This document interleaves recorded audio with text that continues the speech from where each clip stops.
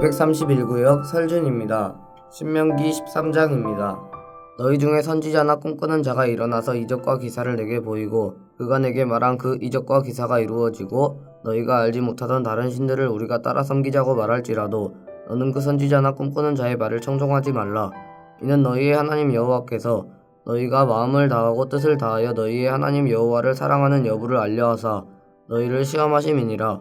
너희는 너희의 하나님 여호와를 따르며 그를 경외하며 그의 명령을 지키며 그의 목소리를 청종하며 그를 섬기며 그를 의지하며 그런 선지자나 꿈꾸는 자는 죽이라. 이는 그가 너희에게 너희를 애굽 땅에서 인도하여 내시며 종되었던 집에서 속량하신 너희의 하나님 여호와를 배반하게 하려 하며 너희의 하나님 여호와께서 내게 행하라 명령하신 도에서 너를 꿰어내려고 말하였음이라. 너는 이같이 하여 너희 중에서 악을 제할지니라. 네 어머니의 아들 곧 네 형제나 네 자녀나 네 품의 아내나 너와 생명을 함께하는 친구가 가만히 너를 꿰어 이르기를 너와 네 조상들이 알지 못하던 다른 신들 곧 네 사방을 둘러싸고 있는 민족 혹 내게서 가깝든지 내게서 멀든지 땅 이 끝에서 저 끝까지에 있는 민족의 신들을 우리가 가서 섬기자 할지라도 너는 그를 따르지 말며 듣지 말며 긍휼히 여기지 말며 애석히 여기지 말며 덮어 숨기지 말고 너는 용서 없이 그를 죽이되 죽일 때에 네가 먼저 그에게 손을 대고 후에 뭇 백성이 손을 대라. 그는 애굽 땅 종되었던 집에서 너를 인도하여 내신 내 하나님 여호와에게서 너를 꿰어 떠나게 하려 한 자이니 너는 돌로 쳐 죽이라. 그리하면 온 이스라엘이 듣고 두려워하여 이 같은 악을 다시는 너희 중에서 행하지 못하리라. 네 하나님 여호와께서 네게 주어 거주하게 하시는 한 성읍에 대하여 네게 소문이 들리기를 너희 가운데서 어떤 불량배가 일어나서 그 성읍 주민을 유혹하여 이르기를 너희가 알지 못하던 다른 신들을 우리가 가서 섬기자 한다 하거든 너는 자세히 묻고 살펴보아서 이런 가증한 일이 너희 가운데에 있다는 것이 확실한 사실로 드러나면 너는 마땅히 그 성읍 주민을 칼날로 죽이고 그 성읍과 그 가운데에 거주하는 모든 것과 그 가축을 칼날로 진멸하고 또 그 속에서 빼앗아 차지한 물건을 다 거리에 모아놓고 그 성읍과 그 탈취물 전부를 불살라 네 하나님 여호와께 드릴지니 그 성읍은 영구히 폐허가 되어 다시는 건축되지 아니할 것이라.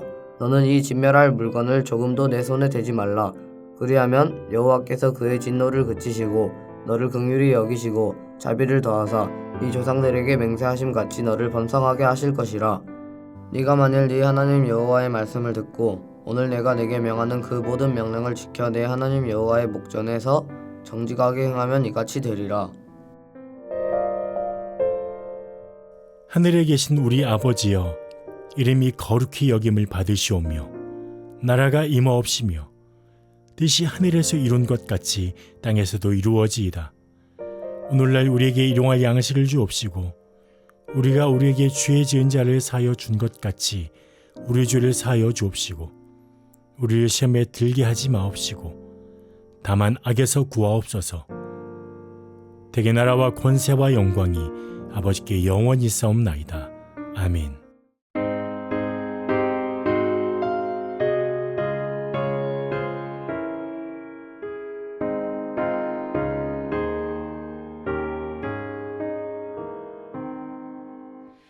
구주를 생각만 해도 이렇게 족하듯 주 얼굴 배울 때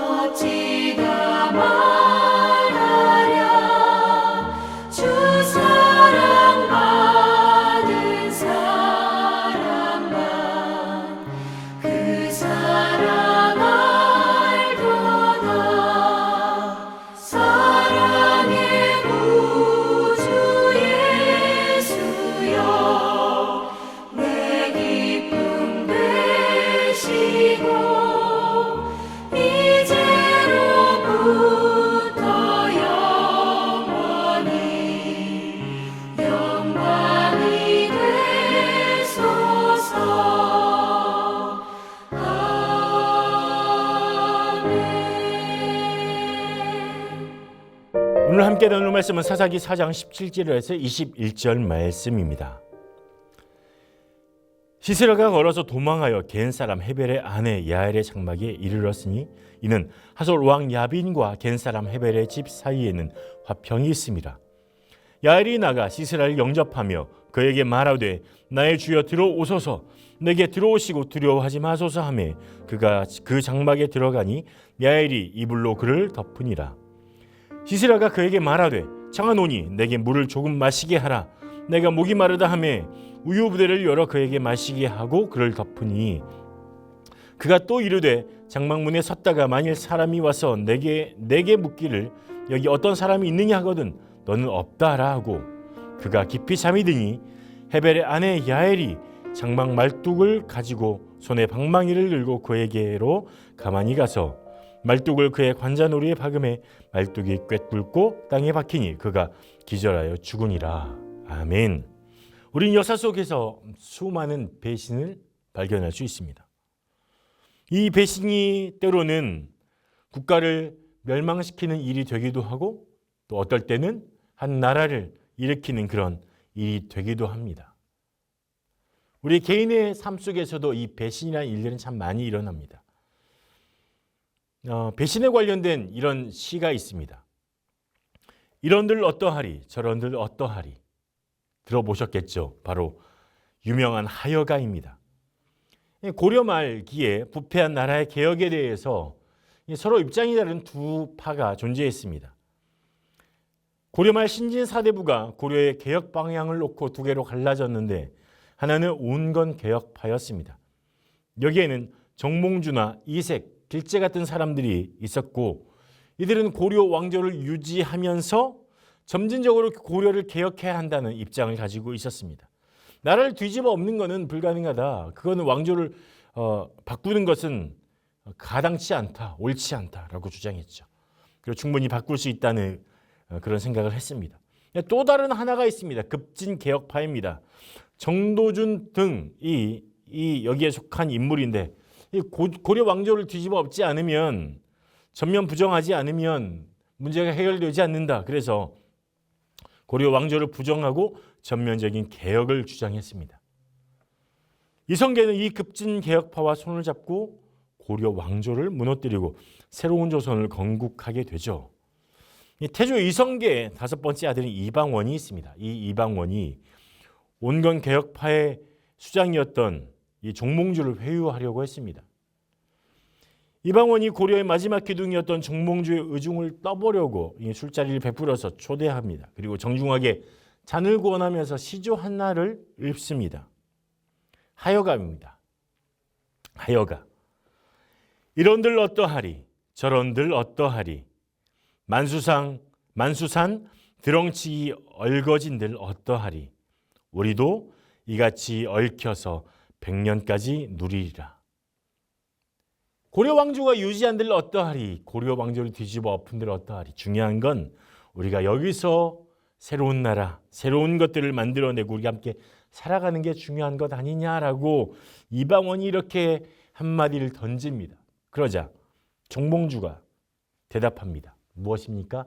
단심가입니다.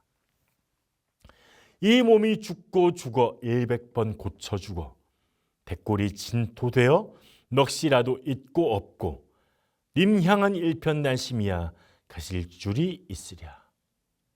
정몽주가 이방원의 하여가의 시에 이런들 어떠하리 저런들 어떠하리 이 말에 내 마음은 일편단심이다. 내 마음은 변할 수 없다.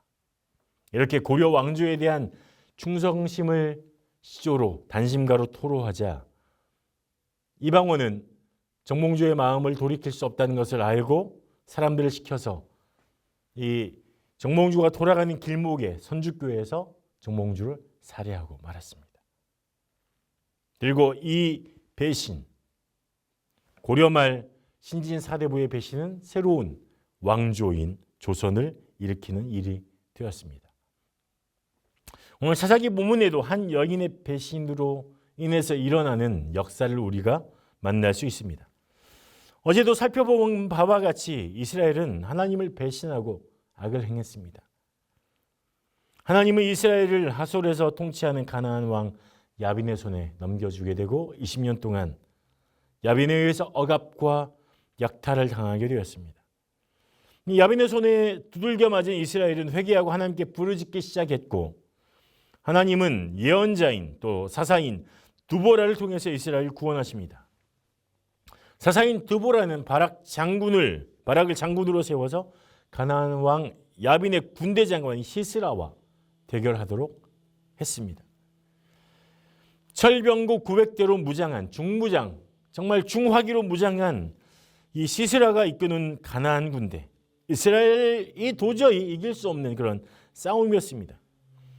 시스라 군대가 기송강 평지에 집결한 것을 보고 드보라와 바락은 다볼산 고지에 1만 명의 군대를 매복시키고 기습작전을 감행합니다. 15절에 보면 여호와께서 바락 앞에서 시스라와 그의 모든 병거와 그의 온 군대를 칼날로 홀라에 빠지게 하심에 시스라가 병거에서 내려 걸어서 도망한지라. 하나님께서는 절대적인 열세에 있었던 이스라엘이 철병거로 무장한 시스라의 군대를 혼란에 빠지게 하며 무너뜨리셨습니다. 이 혼란의 원인이 무엇이었을까요? 이건 사사기 5장 21절에 나타나는데 하나님께서 갑자기 이 기송강을 범람하게 하셨습니다. 평지에 모여있던 집결해 있던 시스라의 철병거와 군사들은 이 밀려오는 강물에 떠밀리게 됐습니다. 철이 무겁잖아요. 그렇죠? 철병거입니다. 이걸 어떻게 할 수가 없었어요. 철병거가 아무 쓸모 없게 됐습니다. 그래서 가나안 장군이 시스라는 이 혼란스러운 상황에 그리고 이스라엘 백성들의 이 기습에 놀라서 철병거를 놔두고 도망칠 수밖에 없었죠. 이 막 도망가던 시스라 장군은 겐 사람 헤벨의 집에 이르렀습니다. 이 헤벨이 살던 시아나님 상수리 나무 곁은 이 게데스와 인접해 있었고 가나안 왕 야빈이 살던 야솔과도 매우 가까운 지역이었습니다. 그러니까 17절을 보면 시스라가 도움을 청했던 헤벨과 어떤 관계에 있는지 우리가 알 수 있는데 17절 보면 이렇습니다. 시스라가 걸어서 도망하여 겐 사람 헤벨의 아내 야엘의 장막에 이르렀으니 이는 하솔 왕 야빈과 겐 사람 헤벨의 집 사이에는 화평이 있습니다. 화평이 있다고 하솔 왕 야빈과 이 겐 사람 이 헤벨의 집에는 화평이 있다. 서로 알고 지냈고 그리고 어떤 조약, 계약 같은 것들이 맺어져 있다는 것을 알 수 있습니다. 미루어 짐작하자면 이 헤벨은 야빈뿐만 아니라 가나안 지역의 많은 사람과 잘 알고 있는 유력 인사일 것 같습니다. 왜냐하면 왕과 이 같이 관계를 가지는 그런 인물이었기 때문이죠. 그런데 11절에 보면 원래 헤벨은 모세의 장인 호밥의 자손이었습니다. 원래는 이스라엘 백성 안에 머물러야 하는 사람이죠. 그런데 헤벨은 자기 가족을 떠나서 마음대로 납달리 지파의 경례인 사하나님 상수리 나무 곁으로 이주를 했습니다. 마음대로 가버린 것이죠. 그래서 이스라엘 백성을 등지고 이스라엘의 압제자 하솔 왕 야빈과 손을 잡게 됩니다. 그들과 말하자면 내통 소통하게 되는 것이죠. 헤벨은 이스라엘 백성을 배신하고 이스라엘의 적인 가나안 왕과 손을 잡았습니다. 그리고 이 헤벨의 집에 도착한 시스라를 헤벨의 아내 야엘이 맞아들입니다. 야엘이 시스라를 맞이한 것을 보면 서로 아는 사이였을 가능성이 많습니다. 그렇게 짐작해 볼 수 있습니다. 시스라도 헤벨의 집을 잘 알고 있었던 것 같습니다. 그래서 안심하고 정말 좋은 관계인 것을 알기 때문에 안심하고 헤벨의 집에 도움을 청할 수 있었습니다. 왜냐하면 도망하던 중이었으니까. 그런데 여기에서 또 다른 배신이 하나가 일어납니다. 헤벨은 도망에 지친 시스라를 쉬게 합니다. 먼저 시스라가 안심하도록 야엘은 이불을 덮어 시스라를 숨겨줍니다. 덮어서 숨겨주었다고 했습니다. 보이지 않게. 그리고 갈증이 심해서 물을 좀 달라 이렇게 하는 부탁을 듣고 야엘은 우유를 주어 마시게 합니다. 이 생명의 위협 가운데 급하게 도망치던 시스라. 이불을 덮고 우유를 마시니 피곤이 몰려왔습니다.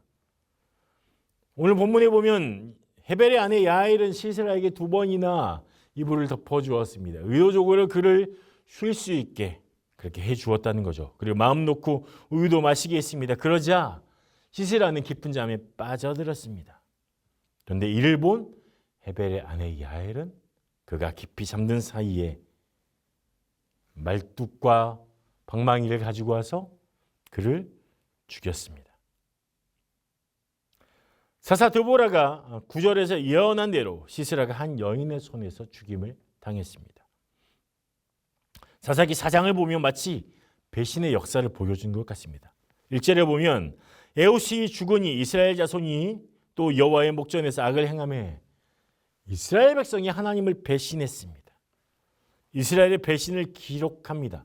11절에 겐 사람 헤벨이 이스라엘을 배신한 내용을 보여주고 또 오늘 본문이 17절에서 21절은 이스라엘을 배신했던 헤벨의 그 아내인 야엘이 오히려 또 이제 또 다른 배신으로 가나안 장군을 죽임으로 또 다른 배신을 보여줍니다. 이런 이야기 속에서 우리는 하나님께서 말씀해 주시는 것을 어떻게 알 수 있을까요? 첫 번째로 우리는 하나님을 배신할 수 없는 존재, 하나님을 떠나서는 살 수 없는 존재라는 것을 알아야 한다는 것입니다.